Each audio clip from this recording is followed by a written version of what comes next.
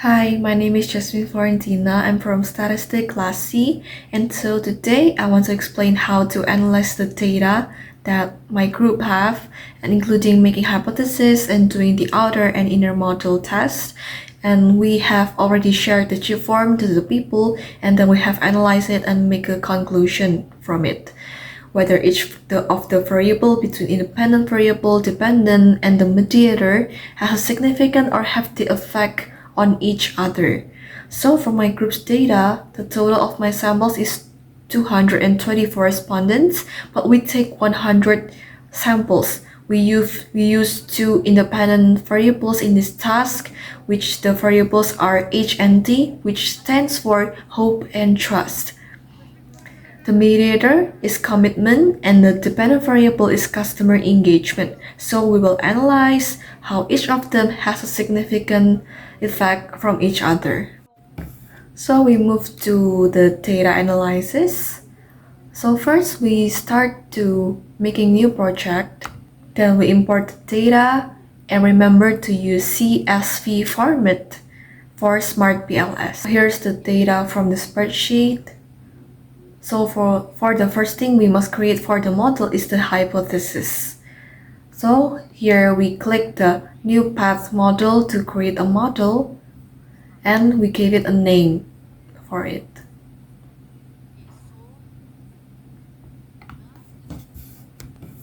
So here we can see the indicators and we just drag the variables that we're gonna use and analyze for today.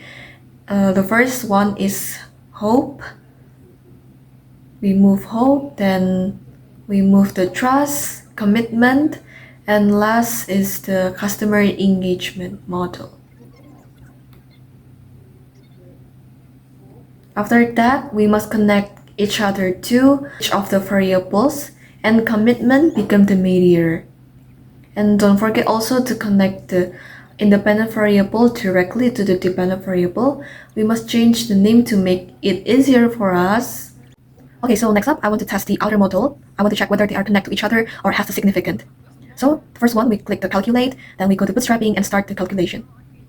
So this is the result from the outer loading, and as we can see, all variables have fulfilled the benchmark since the benchmark factor loading has to be more than 0.7x except for the C2 variable. Okay, so let's take a look at the next step. We go back to the path model and delete the C2 indicator. After deleting, we do the calculation once again, still in the same steps to recheck it. And we can see that all the indicators have fulfilled the benchmark since it is also green, and we can continue to the next step. Next, we want to check the significance of the data. Here we click the calculate and we go to bootstrapping. And as we can see again, all of the p-values are less than 0.05, which means all the data are significant.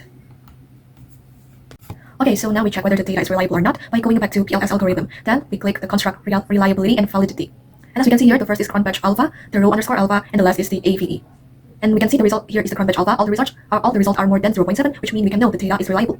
The next one is the row underscore alpha, A. The next one is the row underscore A. We can see also that all are green, which means more than 0.7, and we can use the data. And the last is the AVE, which the result of the variable is more than 0.5, which means we can continue to the next step. And next one, we click the discriminant validity. We want to check whether the data is valid or not by using the HTMT. Okay, so we can see here all the results is more than 0.9 and it's not too good. And after we check the HTMT, we want to check the inner model test right now. We move to the VIV, which means we can know whether there are multicollinearity problem or not. We click the inner VIV values, and so after we check all of this, it's less than 5, so we can move to the next step. Okay, so for the next one, we must know whether the data is significant for each variable. We will do the calculation, and we click the calculate, bootstrapping, and start calculation. And so from this, we can know that all variables have a significant direct effect since the p-values are less than 0.5, from the commitment toward customer engagement, hope to commitment, hope to customer engagement, trust to commitment, and trust to customer engagement. And now we move to the specific indirect effect. We click the indirect effect here, and so okay, there are no effect between hope, commitment, and customer engagement, as well as the other independent variable, which is the trust, commitment, and customer engagement. Okay, so right now we want to continue to analyze the R-squared test. So we go to the PLS algorithm and we click the R-squared. Okay, so we can know from this step there are 63.9% the commitment that can be explained by the independent variable, that is hope and trust, and there's only 78% of customer engagement that can be explained by the hope and trust also. And next up, for the F-square, the F-square results is the effect size. And as we can see that there are only small effect on commitment to customer engagement and also hope to commitment and hope to customer engagement. They have a small effect size. Meanwhile, the large effect size is the trust to commitment and trust to customer engagement. So after we check the F-square, we want to check the Q-square. And yes, we move to the calculation again.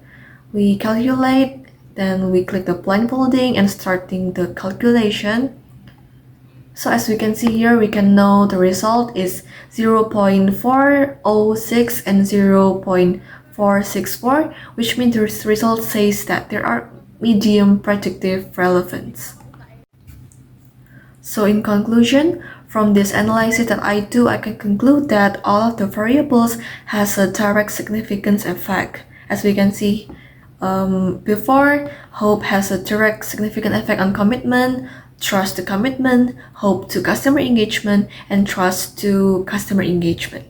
And commitment does not mediate between hope and customer engagement. Commitment also does not mediate between trust and customer engagement, since there is no significance of the results. So that's all from my video. Thank you for watching.